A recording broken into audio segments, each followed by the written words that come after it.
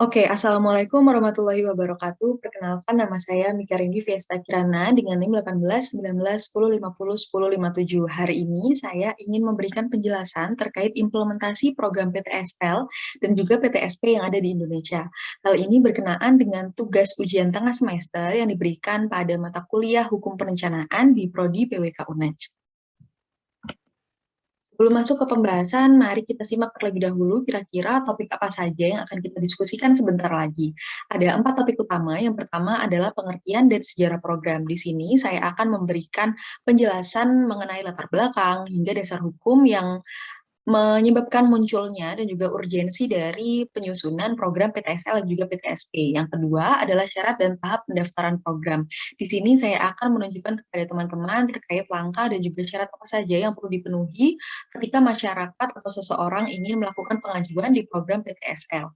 Yang ketiga ada tujuan dan manfaat program. Di sini kita akan bisa memahami kira-kira apa saja sih keuntungan ketika seseorang itu mengajukan validitas pertanahannya di program PTSL melalui PTSP. Yang terakhir adalah realisasi program di lapangan. Di sini saya mengambil studi kasus Kabupaten Jember, di mana nantinya saya juga akan memberikan penjelasan gambaran umum mengenai kondisi wilayah awal, permasalahan pertanahan yang ada di sana, hingga strategi yang bisa dilakukan. Utamanya berfokus pada kaitannya terhadap program PTSL dan juga PTSP. Langsung saja kita masuk ke pembahasan yang pertama terkait pengertian dan juga sejarah. Sebelumnya perlu kita pahami bersama terlebih dahulu apa itu PTSL. Jadi PTSL merupakan singkatan dari Percepatan Pelaksanaan Pendaftaran Tanah Sistematis Lengkap. Program ini diselenggarakan oleh instansi pemerintah di bidang pertanahan, khususnya pada bidang pendaftaran tanah. Konsep dasarnya sebenarnya program ini merupakan upaya pemerintah untuk melakukan pensertifikatan tanah masyarakat secara massal, di mana nantinya pensertifikatan ini akan berfungsi untuk bisa menyelesaikan sengketa tanah yang bersifat strategis. Lalu lanjut, apa itu PTSP dan apa bedanya dengan PTSL? Jadi, PTSP merupakan singkatan dari Penyelenggaraan Pelayanan Terpadu Satu Pintu, di mana program ini merupakan wujud optimalisasi pelayanan publik yang turut menerapkan teknologi dalam proses pelayanannya. Harapannya, melalui PTSP ini, proses birokrasi dan juga administrasi yang ada di seluruh wilayah Indonesia itu dapat lebih efisien, terutama dalam efisiensi waktu serta pihak-pihak yang terlibat.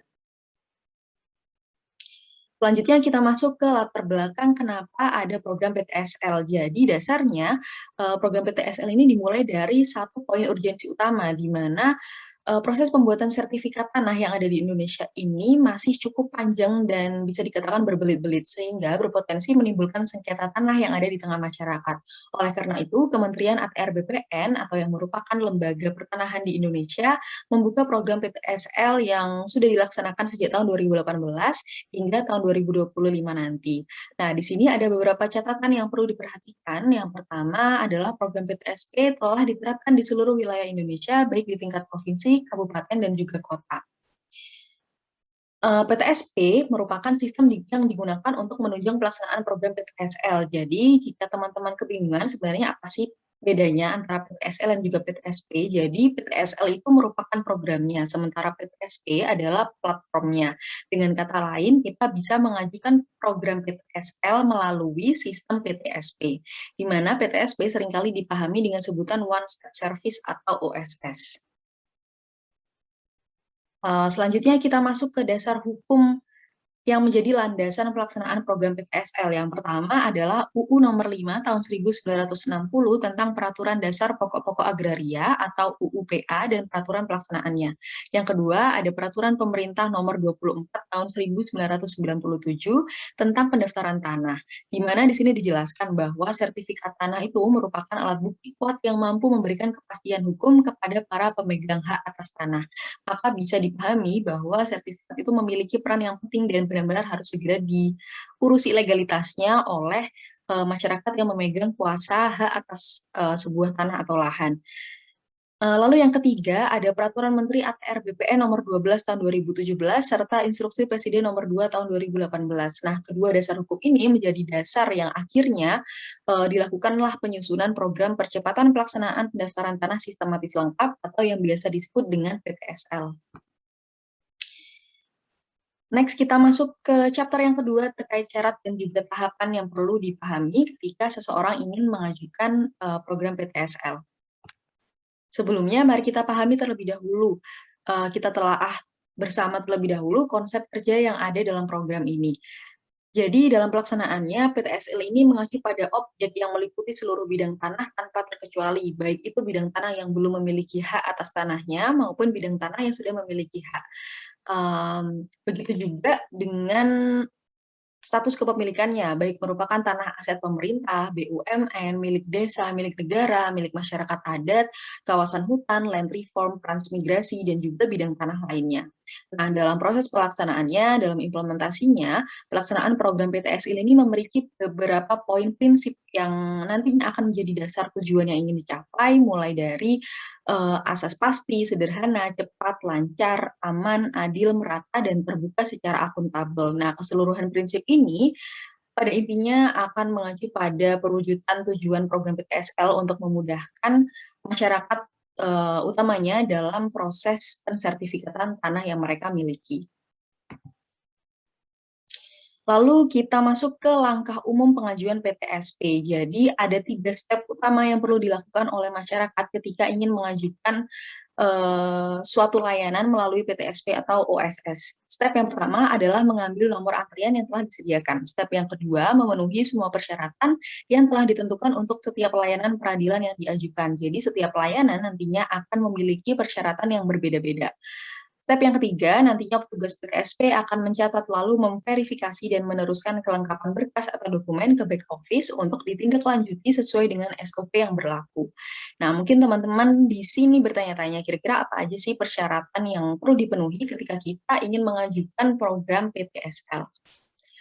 Berikut adalah rangkumannya, ada 5 persyaratan yang harus dipenuhi. Yang pertama adalah kartu keluarga dan juga kartu identitas atau KTP. Yang kedua, surat permohonan pengajuan peserta.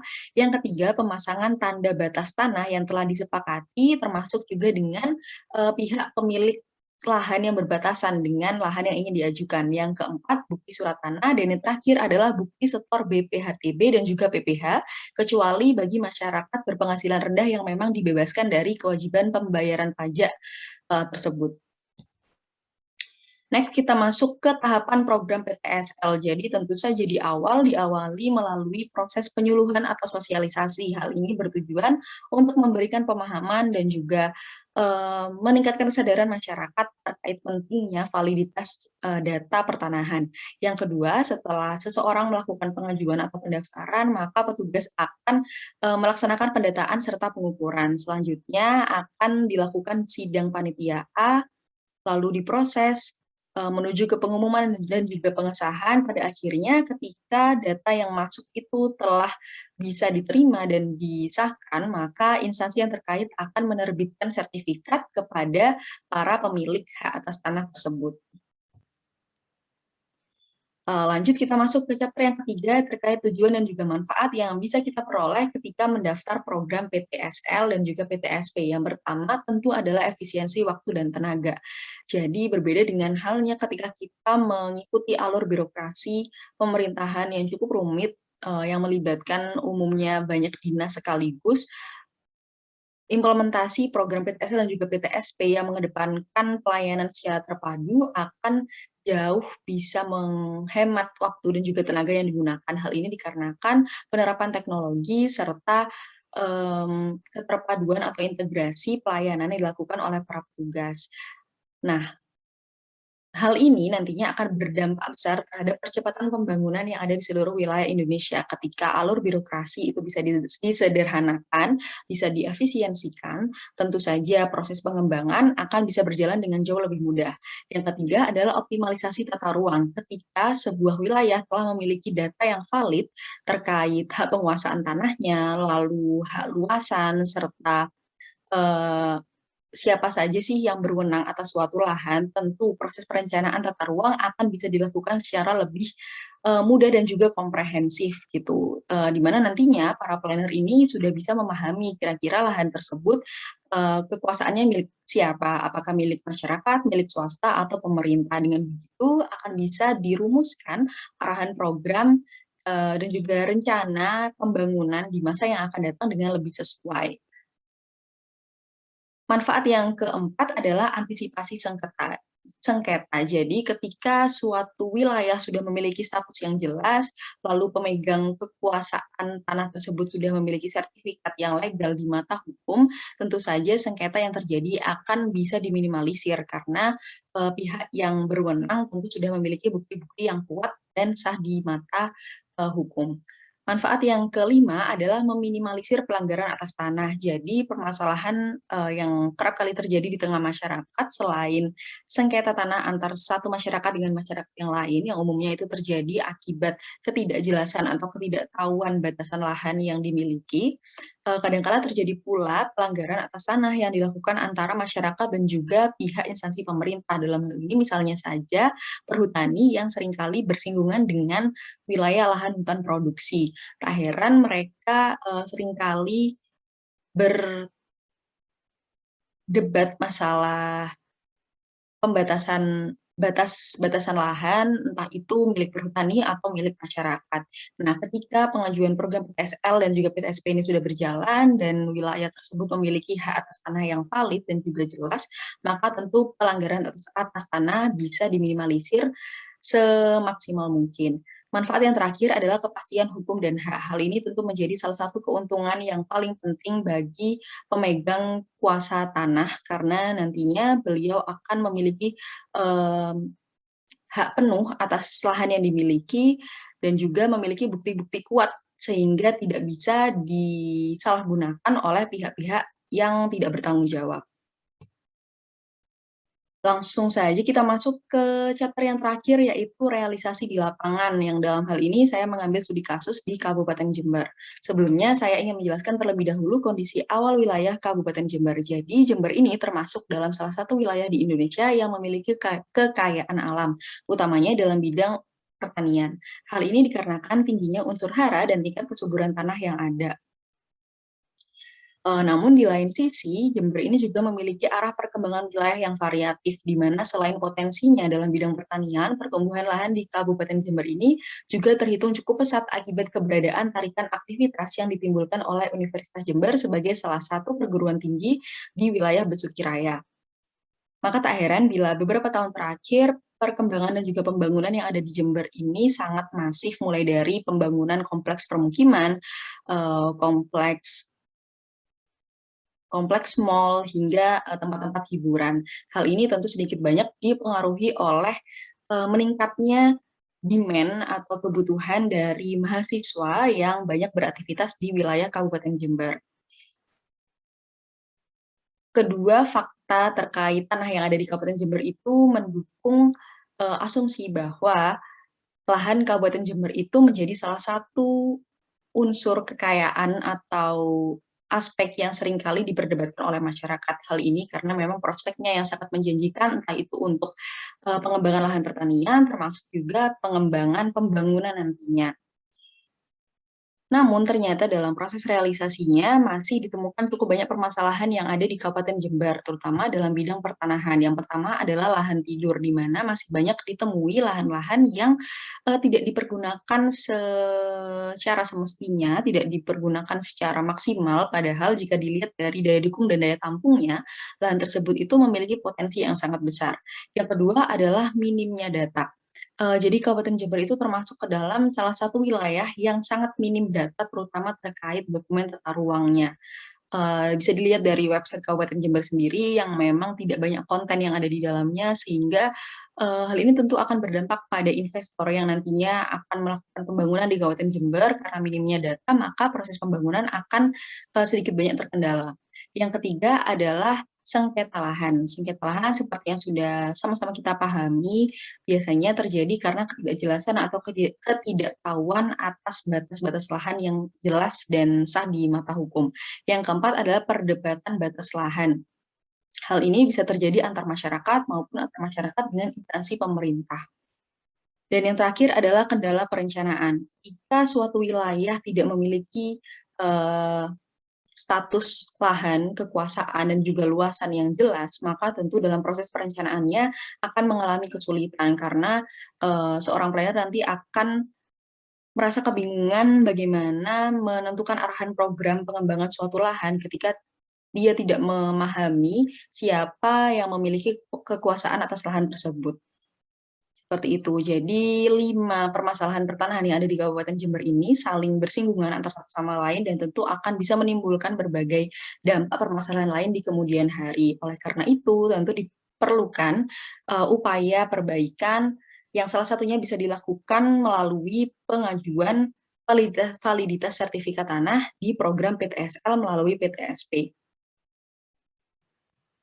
Namun ternyata realisasi program PTSL dan juga PTSP yang ada di Kabupaten Jember khususnya itu masih memiliki cukup banyak kendala dalam proses pelaksanaannya. Yang pertama dipengaruhi oleh keterbatasan teknologi, di mana masyarakat Jember ini belum seluruhnya familiar dengan penerapan teknologi. Sementara konsep sistem OSS itu benar-benar memanfaatkan kecanggihan teknologi untuk bisa meningkatkan efisiensi pelayanan. Yang kedua adalah masalah di bidang informasi. Minimnya proses sosialisasi dan juga penyuluhan membuat tidak banyak masyarakat yang memahami sistematika program. Bahkan tidak sedikit juga masyarakat yang belum memahami adanya program PTSL dan juga PTSP. Yang ketiga, kendalanya terkait SDM atau sumber daya manusia, keterbatasan penguasaan sistem oleh SDM, terutama para petugas. Hal ini tentu berdampak besar bagi masyarakat karena petugas selaku yang memiliki wewenang lebih dan juga melayani masyarakat tentu harus bisa memiliki penguasaan terhadap program yang berjalan agar nantinya bisa membantu masyarakat secara optimal. Yang terakhir adalah kesadaran. Minimnya kesadaran dari masyarakat sendiri terhadap urgensi kejelasan hak tanah membuat pelaksanaan program PTSL ini tidak bisa dilakukan secara maksimal gitu. Meskipun masyarakat tahu adanya program PTSL, namun ketika mereka tidak memiliki kesadaran, maka percuma saja mereka tidak akan mengajukan validitas dan sertifikat tanahnya ke PTSL yang terdapat di PTSP.